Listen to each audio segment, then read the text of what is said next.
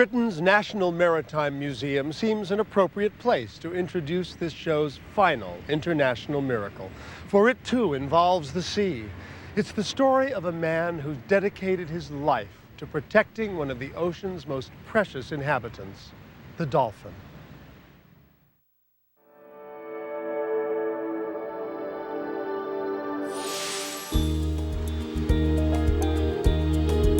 Dolphins in their natural habitat are a wonder to behold. They are smart, personable, and happy creatures. And this is why when animal advocate Richard O'Barry learned that a dolphin was being tortured and abused in an amusement park in Santos, Brazil, he decided to do something about it. I got a call from the World Society for the Protection of Animals telling me about a dolphin by the name of Flipper that they acquired from the court system in Brazil. And he'd been in isolation in this tank in substandard conditions for about 8 years. I was hired to release Flipper back into the wild. Richard consulted rescue volunteer Miriam Hanneman, and together they made the journey to Brazil. Saw Flipper for the first time and I was absolutely shocked. This is unbelievable that this animal is still alive. The filter plant had been shut down for a long time. The water was absolutely filthy. His skin was falling off. He was smashing his head against the concrete wall. And he would come up and his nose was all broken, cracked up, bleeding. I remember while I was filming, I was crying. Miriam's daughter, Mahalia, and Miriam and I spent many, many hours swimming with Flipper, just making friends, looking him in the eye, letting him know that you don't have to do this job anymore. You're about to retire. Well, the first thing we had to do was follow some very strict scientific criteria. We had to do this very safely. It's not just about setting him free. It's a team effort. It takes lots of people. Sustained observation is the biggest part of it at that point, making sure his swimming abilities are okay, that he can catch fish, that he can use his sonar properly, that he's mentally healthy. All of these things are very, very important.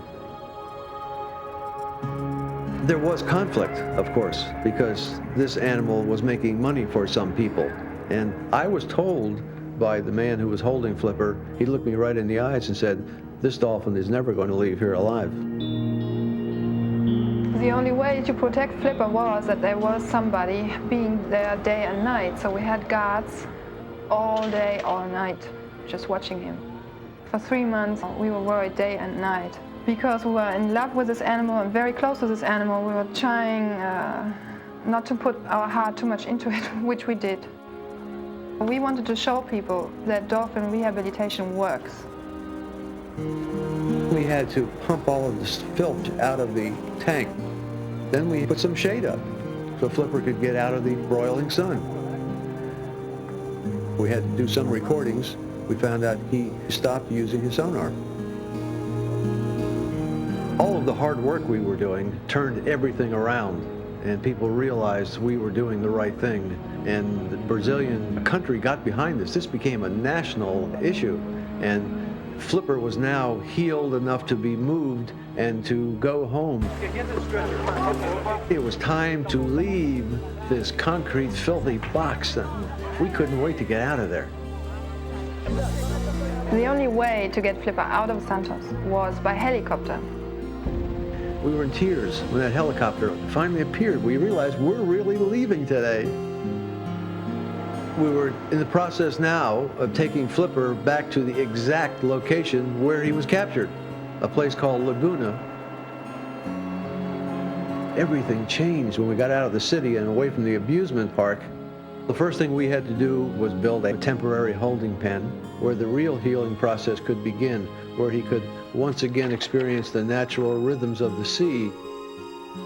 Once he was in natural seawater, he wasn't depressed anymore. And his eyes were opening up. Now being back to the natural seawater was great for him. Sometimes when other dolphins were passing by, you could tell that there was some kind of communication going on. I could tell that Flipper was using his sonar again by listening to what was happening underneath the water. We had to wean him off of the dead fish and get him on live fish. He'd been eating dead, frozen fish for 8 or 9 years. And it was wonderful to see him catching fish. He really enjoyed it. It was joyous to watch the healing process day by day. He's very tough.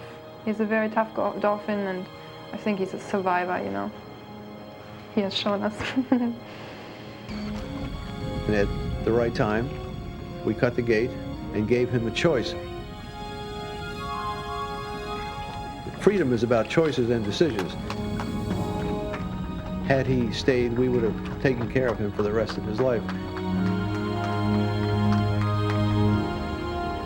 He chose to go, and God bless him.